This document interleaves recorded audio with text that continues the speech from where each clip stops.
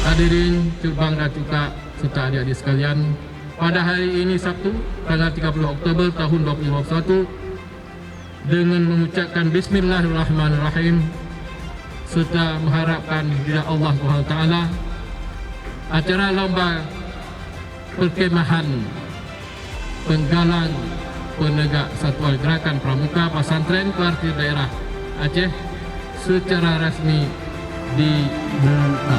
Kegiatan LP3 tahun 2021 bertemakan Face the Challenge, Reach Your Dream.